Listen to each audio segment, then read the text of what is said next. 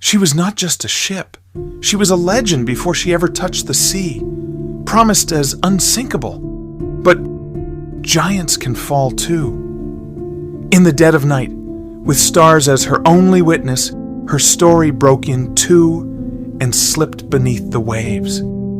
Time moved on, but her story never sank, a name which still brings silence. Titanic. In this video, we will explore the story of the Titanic, how she was built, what led to her sinking, and why the world still remember her today. Stay tuned, get yourself some snacks, sit back, get comfy, and enjoy this video.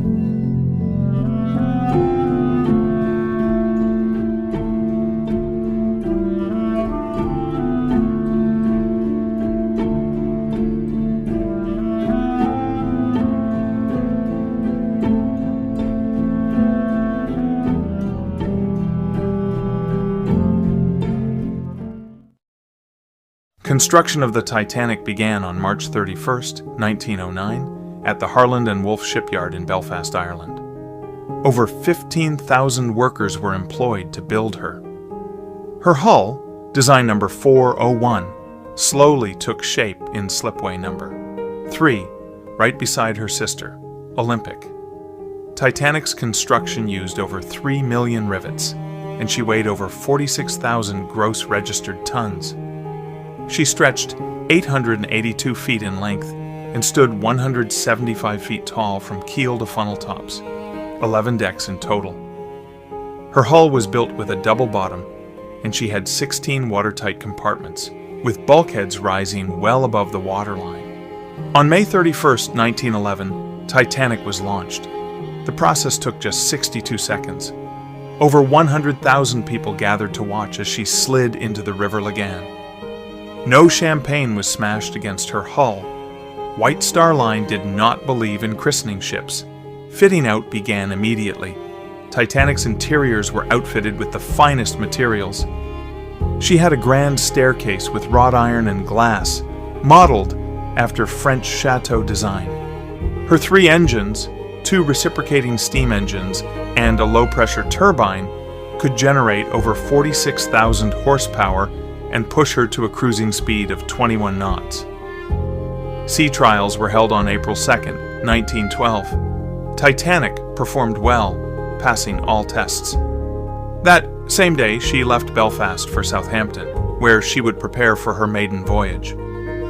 On April 10th, 1912, Titanic began her maiden voyage from Southampton to New York City. She carried over 2,200 people, passengers and crew combined. Her passengers included some of the richest individuals in the world, along with immigrants seeking new lives in America. However, barely an hour into her voyage, a near accident occurred. As she left Southampton docks, the massive displacement from her propellers caused the moored SS New York to break free. The 2 ships came within 4 feet of collision. Tugboats acted quickly and pulled New York away just in time. It was an unsettling moment, but the voyage continued. Titanic called at Cherbourg, France that evening, where passengers were ferried aboard by tenders, as the port couldn't accommodate her size.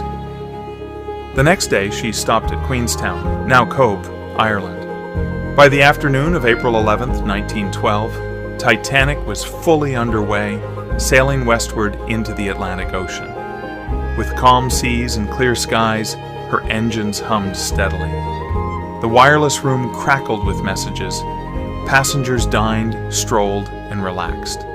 Everything was as it should be.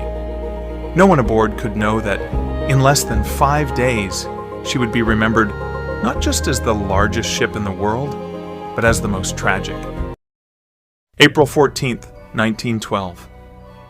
Titanic was now on the 4th day of her maiden voyage. She was cruising through the North Atlantic at a steady speed of around 22 knots. The weather was calm, and the sea was flat. That morning, passengers in all classes woke up and went about their usual routines. First-class passengers enjoyed a full breakfast served in luxury. Second-class passengers walked along the promenade, and third-class families spent time on the open decks or in the general rooms below. The ship's engines were working normally, and the crew was following the daily schedule. Captain Edward Smith was on duty, as usual, making rounds and checking the ship's progress. He had just attended a church service that morning, and everything seemed in order. At around 9 a.m., Titanic received the first of several iceberg warnings from other ships. The Coronia reported ice fields in the area ahead. This message was taken to the bridge and noted. Later, more warnings would arrive. Throughout the day, Titanic continued to receive additional ice warnings from other vessels in the region: Baltic, Californian, America, and Mesaba. Some of these were acknowledged and posted on the bridge. One or two, like the Mesaba warning at 9 p.m., never made it to the captain. Despite the warnings, no course adjustment was made. Titanic was operating under the assumption that icebergs could be seen in time and avoided. The weather was clear and visibility during the day was good. By afternoon, the temperature began to drop. It started getting colder than expected, and passengers noticed the chill in the air, especially toward the evening. The wind had died down, and the sea remained unnaturally flat. Around this time, officers on the bridge discussed the possibility of ice during the night. They doubled the lookout watch in the crow's nest, assigning Frederick Fleet and Reginald Lee for the late shift. However, the lookouts were not given binoculars due to a mistake during loading back in Southampton. Dinner was served in the main saloons. In first class, it was a formal meal. There was music, drinks, and conversation. In second and third class, passengers finished their meals, played games, talked, or relaxed. At 7:30 p.m., Titanic received another warning from Californian reporting ice directly ahead. It was acknowledged. Wireless operators Jack Phillips and Harold Bride were extremely busy that evening. They were dealing with a backlog of passenger telegrams and communications with Cape Race. Ice warnings became secondary, and one message from Mesaba at 9:40 p.m. describing a large ice field was received but not delivered to the bridge. As night fell, the temperature dropped further, reaching just below freezing. The ocean was now completely flat, with no moonlight. The sky was clear, and the stars were bright. Lookouts were instructed to keep a close eye out for icebergs. By 11 p.m., most passengers had gone to bed. Some were still awake in lounges or walking on deck. In the engine rooms and boiler rooms, crew members continued their work. The ship was still running smoothly. At this point, Titanic was heading straight into an area known to be filled with icebergs. But on board, everything was still calm. No alarms, no distress, just another night at sea. The Titanic struck the iceberg at 11:40 p.m. On the surface, the impact felt soft, but beneath the waterline, the iceberg had torn open a jagged wound across the starboard hull. In under 10 minutes, 5 of Titanic's forward compartments began taking on water. She was built to stay afloat with 4 compartments flooded, not 5, Captain Smith was informed almost immediately. He summoned Thomas Andrews, the designer. He inspected the damage and delivered the grim truth: the ship would sink. There was no stopping it. The pumps could only slow the flooding. They had roughly 2 hours before Titanic would be at the bottom of the Atlantic.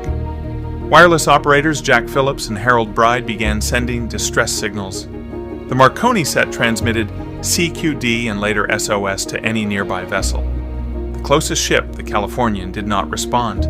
Their radio had been shut down for the night.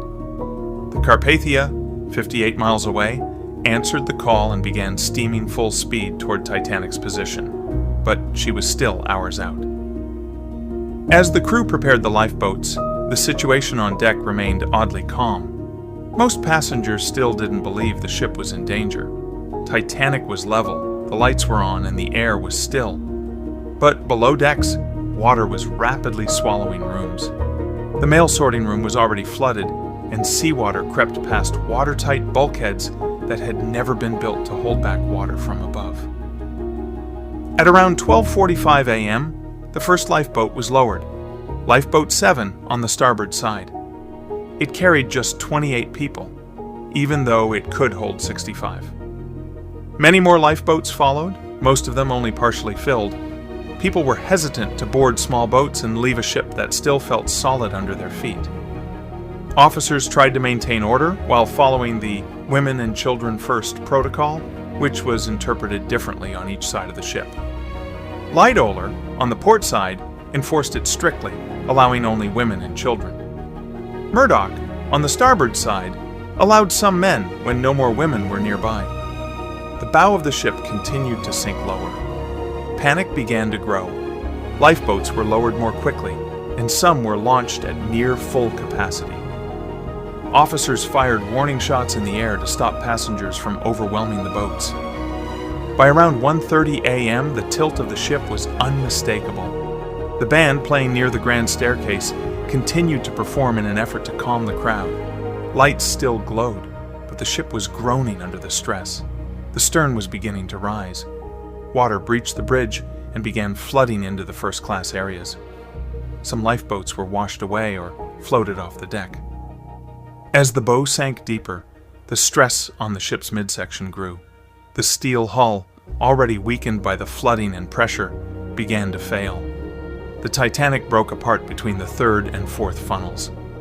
The bow section, already heavy with water, plunged quickly to the ocean floor. The stern, temporarily buoyant, settled back for a moment, then began to rise again, nearly vertical. People clung to railings, stairwells, and anything they could grab. Many were still on board. Some jumped. Some were thrown into the freezing water as the ship's final structure gave way. Within minutes, the stern followed the bow down, twisting and spiraling as it sank. The temperature was below freezing. Most would not survive longer than 15 minutes due to hypothermia. The lifeboats drifted in darkness, surrounded by silence and debris. Titanic was gone.